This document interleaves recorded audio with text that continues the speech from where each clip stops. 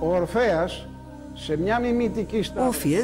in an imitative crucifixion, represents for the younger Orphics the primeval student who identifies with the crucified one precisely because he is the excellent student who will be united with the full divinity, the teacher Jesus Christ, whom he accepts in his bosom as a paragon of moral teaching in an age that had not yet come upon the Star of Bethlehem.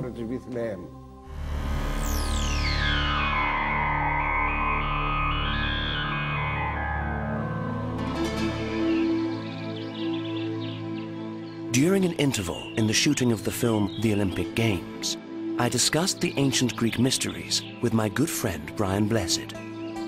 Seated among the ruins of the Temple of Zeus in ancient Olympia, we had the sense that the past had merged with the present. Brian is not only a good actor, he is a deep thinker, a serious student of ancient Greek thought. Referring to Greek theology, Brian told me that in the ancient Greek world, the objective of the mysteries was to guide humanity toward a superior way of life, with moral and spiritual elevation. The knowledge of the mysteries propelled the initiates towards the sphere of the ideal world, where the soul, by means of light, encounters eternal love. When we analyze the deeper meanings of the mysteries, especially in the Orphic and Pythagorean teachings, as well as in the works of Plato and the Neoplatonic philosophers, we can confirm that the ancient Greeks believed that nature, with all her lawful decrees, which are enacted in the formation of the universe, was the temple governed by the Creator God. Beneath the Creator God, the 12 gods acted, moved, and were worshipped.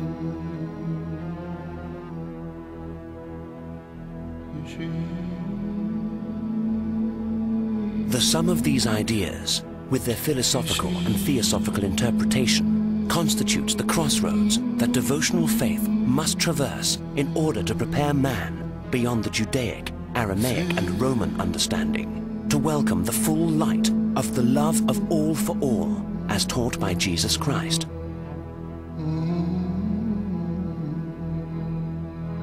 God, the universe, matter, space, time, soul, man. All these are governed by a common logic.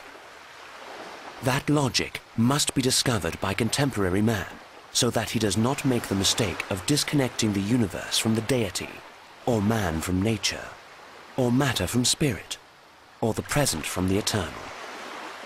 Do these things, I wonder, comprise the axis for a practical philosophy? Philosophy, what is philosophy? Of course, the love of wisdom. And what is wisdom? Many people say is knowledge. But is that a good definition? You may have knowledge and you do not know how to use it. All right, I have knowledge and I know how to use it. But if you don't use it for the good, what is the good? Theosophy is a part of philosophy. Philosophy is the way to penetrate the essence of things and phenomena, with the objective of clarifying the demonstrated elements, which are interpreted by means of the inviolable laws of logic. It makes no sense for man to desire to elevate divinity to an absolute and ignore the way nature and the world functions. It likewise makes no sense for us to want to penetrate the depths of human nature and ignore the laws by which becoming functions, the engine room of the universe, space, and time. In classical metaphysics, the existence of God was always a prominent issue. His name suggests the perfect being, the complete, the absolute creative power of every visible and invisible being. Knowledge of God is acquired by the use of natural reason, or by self-revelation of God through the active powers of the soul, which are embodied in the panorama of natural creation, become a part of him, and are impelled towards the complete, the whole, the Father. The descriptions of God differ as much as religious ideas, and the experiences of people do in different eras, as well as varying lifestyle conditions. A common characteristic of the religions of the world, as to the purpose of God's existence, is that God exists in order to commend the good in the human world and to punish evil in the other world. Plato, on the theological problem, places considerable importance on the fact that humans do not have the capacity to see evil as evil. Real evil for Plato is exclusively moral. The other evils have man himself as their source, and not God, who is the source of absolute love. With this genuine thought, the religious element of Platonic speculation is often connected. God always helps the moral individual.